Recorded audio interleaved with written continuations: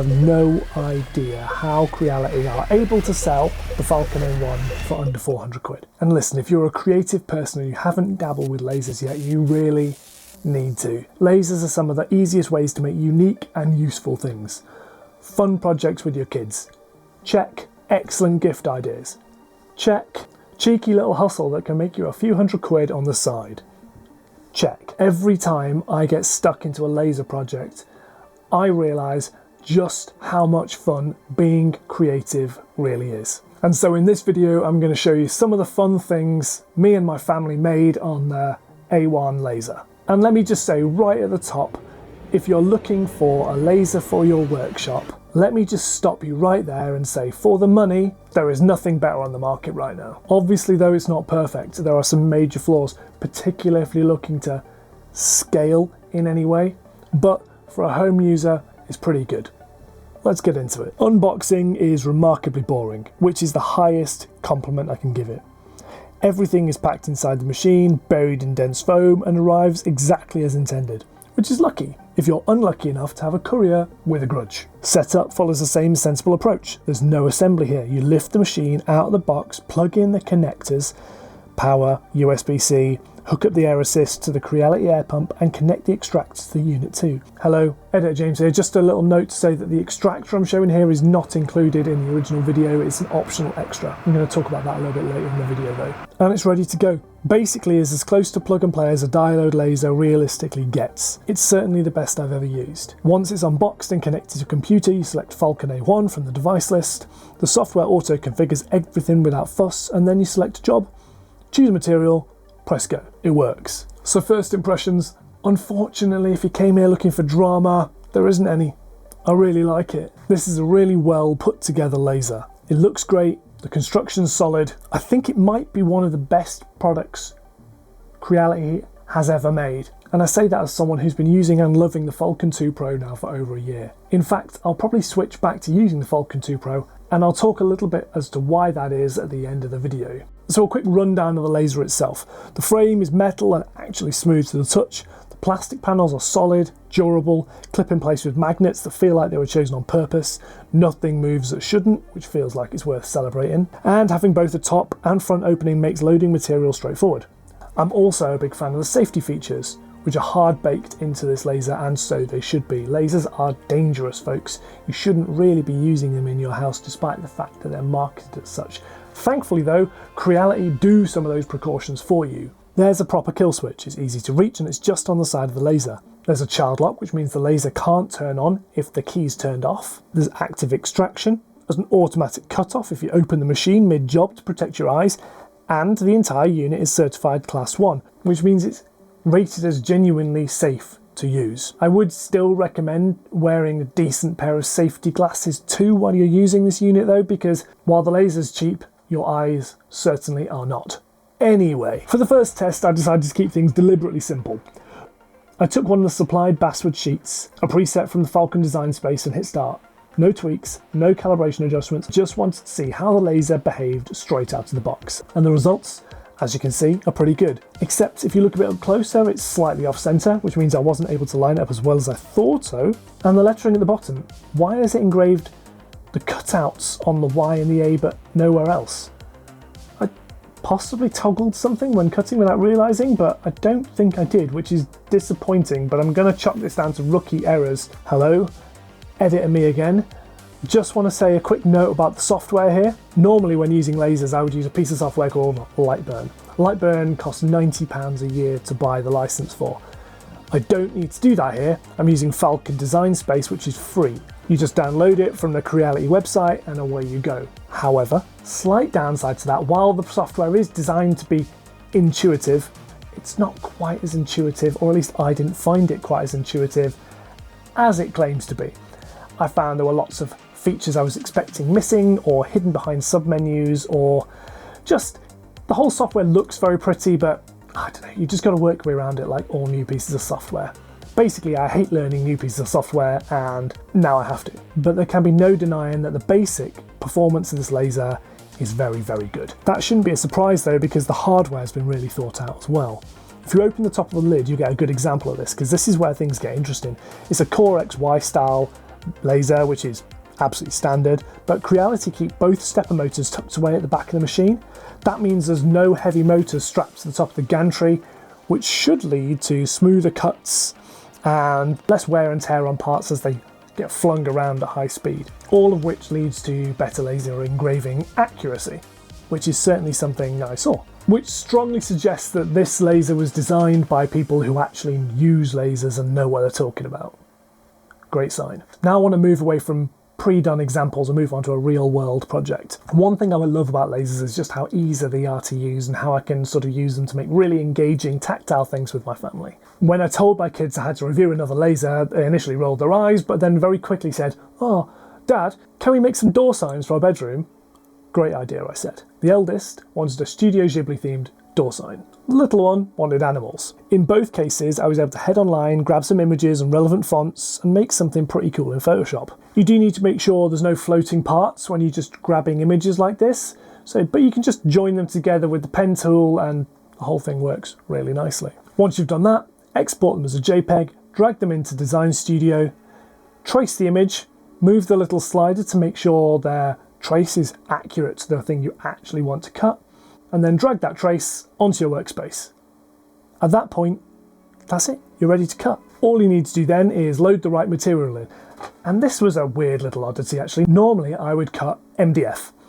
That's my sort of standard go-to. I really like it. I use vinyl backed MDF because I think it looks really cool. However, there was no pre-baked setting for MDF on the Falcon design space, which I thought was weird. I was able to make one easily enough, so it's not the end of the world, but yeah, just a weird little oddity. Another obstacle though was because I used the Falcon 2 Pro, which is larger, all my laser materials are 600 by 400. And that is probably a good time to mention the sizing of this laser. The cutting area on the A1 is 381 by 305 millimeters. That's the important bit. That's how big a material you can fit on the actual bed and cut. The total footprint of the laser is 447.5 by 553 by 200 millimeters with a closed lid. And with an open lid, it's shown on screen right now. Just something to keep in mind. That said, once everything was set up, the cuts came out beautifully. Clean edges, no drama, exactly what you'd expect. You'll also notice I'm cutting on a honeycomb bed. That's another optional extra at £90.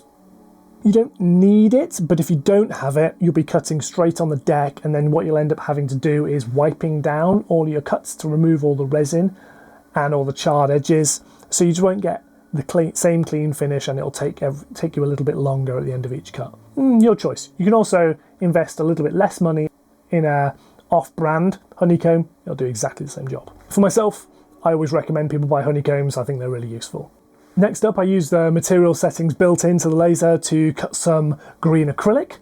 Again, that works really nicely. I made this little panda thing. I actually don't like it very much, but it just shows it works. It demonstrates the fact at least. And then I moved on to engraving some slate coasters. These are for a charity I work with, and I'm going to sell them to raise funds. To make sure I get the alignment perfect on these, first I cut myself a little quick border the size of the coaster that I can place my coaster into and get exactly the same engraving every single time. I went on, popped on the coaster, did a quick alignment test, held by the guide laser, and engraved away.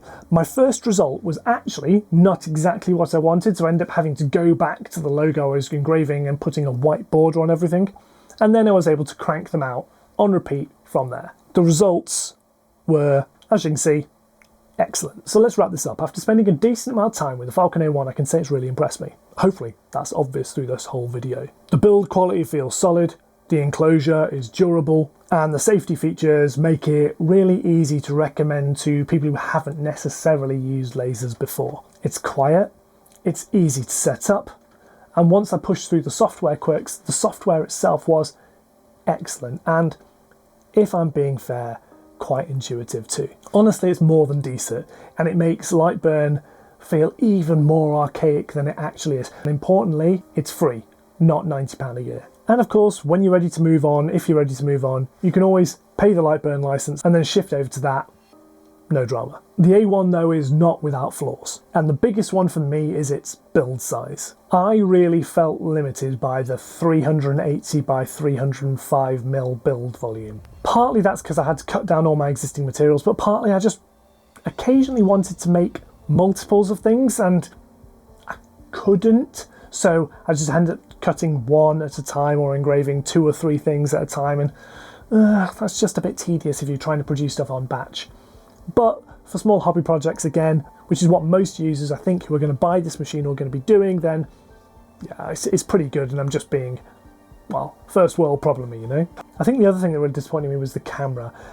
I'm sort of wanting lasers with cameras now to sort of do things automatically for me. When I put material in, I want the camera to automatically tell where the material is, trace around the edges and just engrave things perfectly. That's not the case. Basically, you can put the camera in place, line things up using the camera, just about, and then you can engrave from there. But I can also just look through the clear top. Another weird thing about the camera is, like all short throw wide angle cameras, they're very accurate in the middle of the picture, but as you move towards the edge of the picture, they become less and less accurate. So I just never found I could trust that thing completely. So I placed the coaster in the middle, used the guide laser, which is incredibly useful actually, and then was able to trace the shape I wanted and then mark it out, and then I was able to cut. That's a much more accurate way of doing it, like I did with the coasters. That's not a problem that's restricted to the Falcon A1. That's a common across all lasers that I've used with these cyber cameras, but it's just frustrating.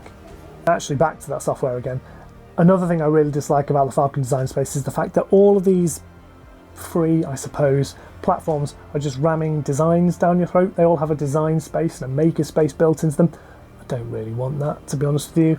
I want it as an option I can click onto. I don't want to have lots of fluff. I just want to open the workspace, get cracking. That's it. I don't want all the fluff around it. Again, I'm being disingenuous. It's a free piece of software, and I've actually used 2 of the designs and enjoyed them, so what can you do? So if you are deciding to buy the A1 and you visit the Creality store, you'll be faced with 2 choices. There's the A1 and the A1 Pro. Now I'm testing the A1, the basic version here, and the Pro basically doubles the power to 20 watts, adds an autofocus, swappable laser modules, which includes a 2-watt IR, which is used for metal engraving. It adds a touchscreen, and it adds remote monitoring too, which is all useful, but at almost double the price, I don't really feel it's worth it. But as I said at the top of the video, if you're going to spend more on a laser, I would probably look at something larger like the Falcon 2 Pro. It's way more than double the price, but the big advantage is it's much more powerful, can cut a wider range of materials, and you can fit much larger sheets of materials into that bed, which means you can cut more items. If you're looking at scaling a laser business, look down that route rather than looking something like this. But if you're not looking to do that, this is incredible. Buy the 10 watt, it'll take a little bit longer, but you'll still get the same quality of projects out of the back of it, and honestly, it's great. 400 quid, man, that's where the A1 is really killing it, that price. I genuinely have no idea how Creality are able to do that. At the moment, the price is ranging between £399 and £449, depending on which websites you're shopping on. And obviously those prices will change depending on sales and ups and downs and all that sort of stuff, so don't quote me on that. But still, banging price. That being said, if you add a honeycomb to it, at the cheapest you're going to get a honeycomb for is about 60 quid, and you add a fume extractor to it, which again you probably should if you're going to be using it in a sort of home environment, then you're going to be adding another 250 quid to that price. So somewhere between 600 and 700 pounds all in, still a good price. So hands down, going forward, the A1 is going to be my recommendation for people looking to buy an entry-level laser. If you're thinking about buying the A1, I've got links down in the description below. Do go and check them out. I'll also put some links down to the extraction units and various honeycombs as well, so you can have a look at those too. I'll also stick on screen a link to the Falcon 2 video I did as well, because that might be worth a look too if you're considering going slightly more pro. For now though, I'll just say that I am deeply grateful to everyone who does click on those links, likes, comments, subscribes on the videos, and supports me on Patreon or chats on my Discord. You know who you are, you're absolute legends, all of you. So I'll just say that this has been RisingApe Minis, I have been James, and I will see you next time.